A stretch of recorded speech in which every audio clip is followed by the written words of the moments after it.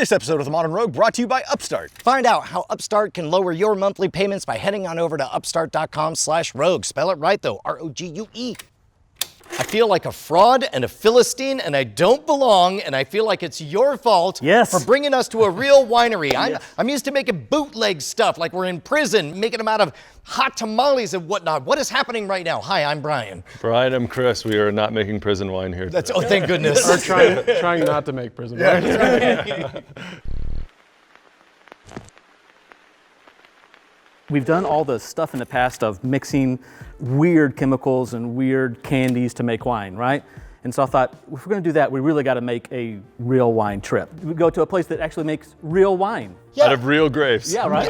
What is it with this area of Texas? We drive an hour outside of Austin and all of a sudden it's like winery row. Is there something special about the climate here? Or? There's a lot of special things. The climate is amazing for growing fruit here in the Hill Country. And also we're really connected with all the metropolitan areas. So being so close to Austin and San Antonio and even Houston and Dallas, it really makes for a wonderful place. But ultimately the soil right here is really fantastic in the Pedernales River Valley and the Hickory Sands right north of us. We're making really incredible wines out of the Hill Country and the High Plains. I think one of the things that fascinates me the most about all kinds of alcohol manufacturing is that on the one hand, it's dead simple. Something to eat, some yeast to eat it, you got alcohol, and yet the smallest nuances seem to create an entire, it's like a fractal where you get increasingly small details where it matters, whether it's with a scotch based on what island it happens to be on or what part of Texas all of this happens.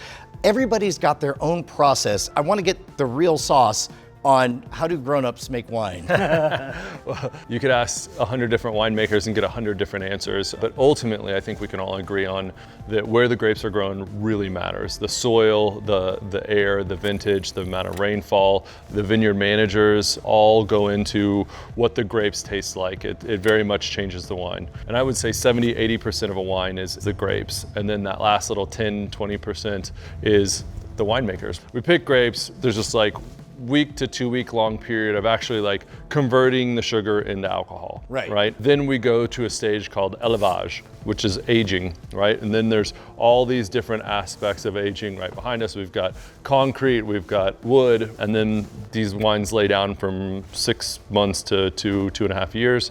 And then they go to bottle. I kind of want to go right to the beginning, like the vine. I don't even know how to grow grapes. Can we go to the vine? Is that a thing? Heck yeah, man, let's go. Right. Yeah, let's go. This is what, half an acre? Yep, this is a half an acre of Tannat grapes. Tell me if I'm way off on this, but I remember reading at some point that like all grapes are cloned splices of some one seedless grape. Is that a real thing or no? Yeah, I think Cabernet Sauvignon is one of the oldest varieties in the world. I think there's like 7 or 8 varieties that were in that are sort of the like Mesopotamia. Mother, father of all varieties. Yeah, and they all kind of split off from there. So I know like in the world of bananas, a similar thing happened and then they had to worry about some particular fungus or whatever, and it's like, ooh, all our bananas are clones. They're all susceptible. Have there been scares? Yeah, similarly? So what's cool on this vine, you can see right here, there's a different vine underneath that is less susceptible to things like cotton root rot and it's cloned for this soil. It almost sounds like you're describing 2 different breeds spliced together? Absolutely. So what That's you're getting, what's happening? what you're tasting is at the top, right? But the root system is totally different and they're spliced together. Wow. Which is pretty cool. Yeah, no, I had no idea. And the French wine industry was actually saved by a Texan named T.V. Munson, who sent over phylloxera-resistant rootstock. And so they started grafting. Coincidentally, I think he probably gave them some other viruses they didn't know about it. No. they Comes didn't with the territory, baby. They didn't have the technology to know what those were, but kind of saved in essence the French wine industry like 100 years ago. Are all of these root systems, are they connected? They're all independent Some of them plants? will grow into each other, but really doesn't happen. They're not all one vine by any means, and they'll all grow to where the water is. So. Yeah, the main thing is finding the water table. Yeah. So they're going to go down more than And if they start competing, harvesting, they'll go to a different area. I assume once per year there's a yield and that's it? Yep, we get one harvest a year. Right now, we're in a period of dormancy. You can see right here, like there's a little water that's coming out, a little moisture, because these vines were just pruned. Our crew will come in and fine prune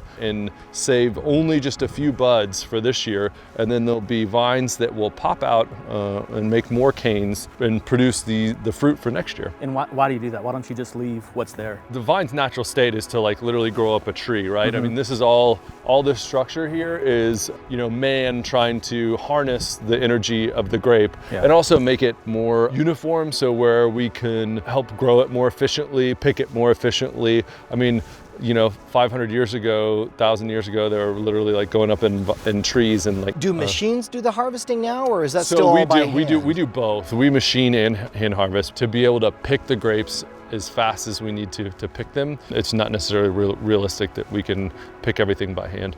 One more question. How often is a human checking in on things, even as the grapes are just barely starting? Do you take them and take a taste to see how they're doing? Is it an every day, every week, or? It's multiple times a week. Somebody is in this block and every single one of our block, whether it's checking or walking. I mean, there's a great adage that says that the best fertilizer for a vineyard is the vineyard manager's footsteps, and I couldn't agree with that more. So for this half acre, what's the yield? Just a few tons. Yeah, so this little half acre will maybe make 200 cases of wine, maybe 250. How many acres do you have? This vintage will farm about 80-ish. 85 acres. Just our company, and then we buy probably 200 acres of grapes. There's another, 34, 35 different families that we buy fruit from also on top of that. And how do you choose what kind of varieties you put in? That's a very long process. When you could see some of our other blocks we actually ripped out last year and are planting different varieties. Grapes that grew well, that we anticipated doing the best here. Some of them we said, hey, you know what? I don't think this is meant to be here. Every vintage is like, for a winemaker and a vineyard manager, is like a new experiment. And we can either keep on banging our heads against the wall, or we can say, hey, you know what? I think Tanat will actually do better here. And so we're gonna rip these grapes up and plant something different. And you get such a small window. That's gotta be brutal for you guys. I've gone on tons of wine tastings, and some years I'm like, this is my favorite wine. I'm gonna go back to this place forever. This is the best ever. You go the next year and you're like, not so much, not so much this year, because then you kind of start asking like, what happened? How was the weather this year? Well, and you've changed too. Yeah, your preferences have changed, and that's what's amazing about wine. And also, like, you look at vintage to vintage. I mean, I tasted a wine the other day that was 8 years old that I made literally 8 years ago, and I'm like, God dang it, man. I wish we would have done this a little bit differently. I wish I would have used a little bit of different wood, or if we'd known then what we knew now, like maybe we could have done something a little different. But you find the beauty in that too, so it'll drive you crazy. But I feel like we haven't made our best bottle of wine yet, and it's like that's a good feeling to know that the best is yet to come. Our craft. So following our journey, we harvest, you said, a couple of tons of grapes. What happens next? So we pick these grapes, and if these were machined, you can see here that the actual rachis is still left on the vine. These were machined and destemmed on the machine and cleaned, and then we get these just whole berries, and we'll go directly into one of our large fermentation tanks. Can we go see them? Let's go see them. Yeah. So you gather 2 tons of grapes and you got to squish out the juice, and that's what I assume these things are? So we'll go to a destemmer first and then ferment in a tank, and then 7 to 10 days later, go to the press. Wait a minute, so you ferment before you even do the squishing? Red grapes, For yes. red wine, yeah. Yes, red grapes. We'll go straight into tank. Why is the difference between the two? During red fermentation, we want to actually extract the color, which comes from the grape skins. And so we want to leave the juice on the skins as long as possible to where we extract maximum tannin and color. At the point that these giant squishy units are squishing, they're half fermented, mostly fermented? Almost all the time fermented, all the way. So pretty much it's just wine. Pretty much dry, Yeah. When we say dryness only refers to sugar. So a lot of people taste a wine and go, this is like really, really, really, really dry, which a sommelier or a wine person won't call you a dumbass. They'll go, I understand what you mean, but it's like saying it's really, really, really, really not sweet, right? Yeah. So we let the wine go to dryness, i.e. all the sugar gets fermented out of it, right, and the wine is dry. But with that dryness, which people talk about as tannin, that's what you're getting from the seed and the skin. That dryness where it feels like you're licking a popsicle stick, that's tannicity. At this point, we have a bunch of very dry red wine coming out. How much topspin are you able to put at this point? Is it sort of like it's going to be whatever it is, or how much can you nudge it? That's a great question, and every winemaker will have a different answer, but I know that Tony and I very much feel like in that first 2 weeks of fermentation, you're building structure. We're deciding if this building is going to be a 10-story building, a 2-story building, or a 30-story building. As winemakers, we want to build as much structure as possible. That's why we ferment in mostly oak fermenters and in concrete. That has the ability to build a really, really tall building. We can come in after that 2 weeks and decide, what kind of barrel it's going to age in and how many different varieties we're going to blend in. The white grapes go into the presser unfermented. Correct. Will And come then off get the vine and fermented. go directly into the press. Whereas the red grapes, they get fermented first so that they soak in all those tannins from the skin. Unless we're making rosé, which we make quite a bit of rosé. Rosé messes with me, man. What is it? Rosé, for the most part, is just red grapes and they're pressed immediately. And it only picks up just a little hint of the color. Because the interior of red grapes is looks still an white. awful lot like a white grape. Yeah, absolutely. Okay, output from the pressers is various levels of fermentation, all of which still have a little way to go, right? Where do they go? Mostly it's all the way done fermenting, and then we'll press into a tank, and then we'll barrel down or go into a large oak tank. Tell me a bit about, you said barrel down? Barrel down, yeah, it's a process of once we go from the press, we'll settle for 1 or 2 days or 3 days in one of these large oak tanks or large stainless tanks, settle out the juice, and then we'll take the juice off the top and we'll barrel it down. That brings us back to where we began. Right. Well, yeah, let's go back to the barrel. Yeah, let's do it, Yeah, okay. From the moment we harvest the grapes to the moment they go in these barrels, how much time has passed? So these barrels are a little bit deceiving because we use them for 2 purposes. These tanks will actually ferment in there, meaning from the vineyard to the tank, maybe 6 hours or 1 hour from that little block. If it's coming off the estate, maybe an hour.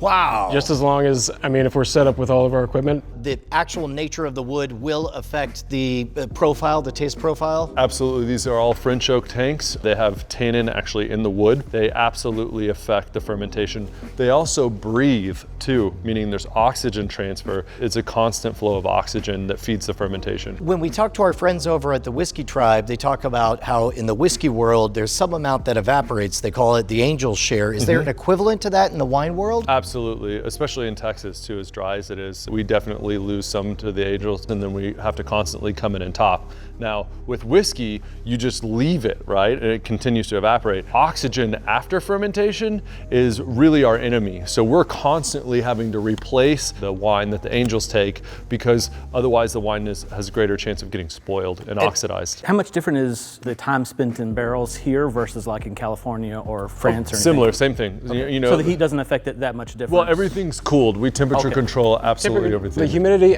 in our actual barrel rooms isn't too low. We have foam blown in at every single building. We keep it a constant 58 degrees in here. Are we talking days, weeks, months? So there's a very small portion of our wine that only spends like 6 to 9 months or 6 to 12 months in élevage or aging. The rest, I'd say 85% of our wine spends probably 12 to 18 months. A small amount goes for 24 to 26 months. And I assume there's some amount of tasting as you go along to there's decide a lot when of it's right. tasting.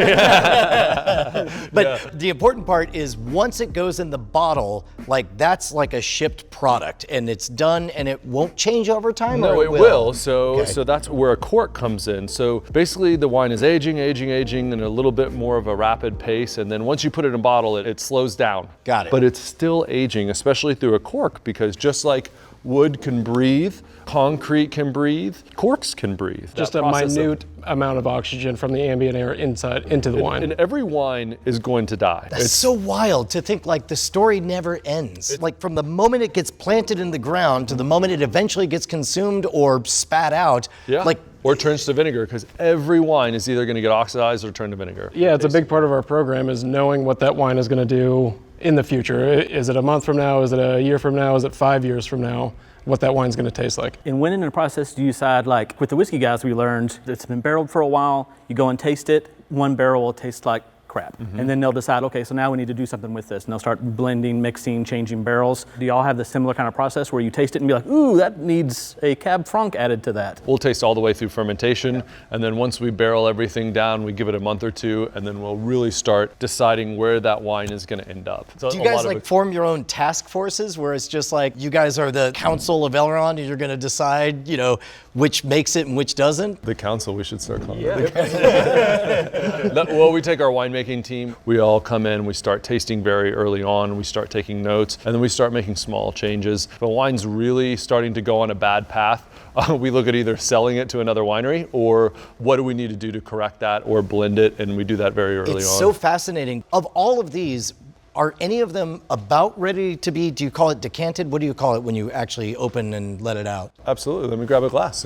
Hold on. This is grown in Sonora, Texas. This is Tempranillo fruit, been fermented. So this is just a baby wine. This is only 5 months old. So this wine is very, very young. The time we want to start really enjoying this wine is probably in a year and a half, 2 years. So this will probably be bottled in another year and a half. Well, it's probably going to be bottled in about a year and a half, but enjoyed, this wine could probably go a little bit longer than that, maybe 3 to 7 years. Yeah, I think that. 7 years of aging, no problem. You know, I think a lot of people out there have a big misconception about drinking wine. Older is not necessarily better. Right. You know, that's a big misconception. Some wines age very well, some don't. Most of the wine in the world is meant to consume within a year or two after bottling. That was one of the big lessons we learned from our friends over at the Whiskey Tribe, is that the price of an aged whiskey is not an indication of quality, only of rarity. Congrats, it's a very rare, very nasty tasting thing. Well, in whiskey, that whiskey will stay the same as the day it went in bottle, you know, for years because the alcohol content is so high. Got it. Wine is very different. It's closer to milk, where if you throw it in the back seat and let the sun get on it, you're gonna have a very different day. Well, let's just say be a it's probably in problem. between. A way to think about wine that I really appreciate is like this wine, for instance, is at this stage in its life, right? And we, right here today, are sharing a moment and enjoying this wine. Well, this wine is never going to taste the same. Tomorrow, the wine will be different. So if we Don't make me cry. What are you doing, man? This wine, this vintage, this is 2020 vintage, it'll never be the same. We can never go back to this moment. If we were, say, looking at a beautiful painting, a Picasso or something, and we all could share a moment, 10 years later, we could all come back and enjoy the exact same moment. Maybe we have changed, but the painting has not. Wine is very different because it's a living, breathing thing. And that, for me, is one of the coolest things I love about wine. I cannot think of a better sentiment to go on. Before we take a sip, what would you guys like to promote? How can people experience more of everything you're doing here? Come out to the winery, come out to the Hill Country, visit us at williamchriswines.com. You can follow us on Instagram, William Chris Vineyards, on Facebook, William Chris Vineyards. You can follow me personally, IGHYETX. We're in High Texas right now. Yeah. And y'all are doing online tastings right now, right? Absolutely. On our Facebook page, every other Saturday, we have virtual tastings where I share some really cool wines. My kids do a little dance party. It's a lot of fun. That's awesome. We can ship pretty much anywhere too. Yeah. Thank you so Cheers. much. Thanks, guys. Yeah. Hoo boy, man, 2020. That was a year. Yeah. I'm not even gonna judge anyone. Like we all did the best that we could with the hand that we were dealt, but if there's one thing I know from, you know, that old grandpa logic is when you find yourself in a hole, stop digging. That is a wonderful aphorism, Grandpa. Totally true story from my old grandpa, Hole Digger McGillicuddy. I remember him well. Oh yes, he said, son, I love digging holes and the deeper the better. I said, that's very weird, Grandpa. It seems to me that you should stop digging holes for yourself because you just get deeper and deeper. For example, debt. And I was explaining this to my grandpa, which was very weird because I was 12 at the time. Grandpa, you realize that multiple credit cards, they charge a lot of interest and it builds and compounds over time. And he said, that's why I'm putting them in this hole. Okay, Well, he didn't understand credit. Someday, somebody's gonna invent the internet and you're gonna be able to get a personal loan to consolidate all that high interest credit card debt and make it a simple way with a reasonable rate so that you can get your life back on track. It won't be your fault in 2020, Grandpa. But he's busy digging these holes, Brian. Grandpa, I said, it only takes 5 minutes. Head on over to upstart.com/rogue and you'll be able to find out how much you can save. Oh, You're saying I can get smarter rates from trusted partners, loans from $1,000 to $50,000? You can get your life back on track, and you don't even have to bury your bills. Why is he burying the bills in this situation? Does he think that makes him go away? Hey man, it's your grandpa. I don't know. He was a weird guy though. Maybe he thinks they turn into gold doubloons.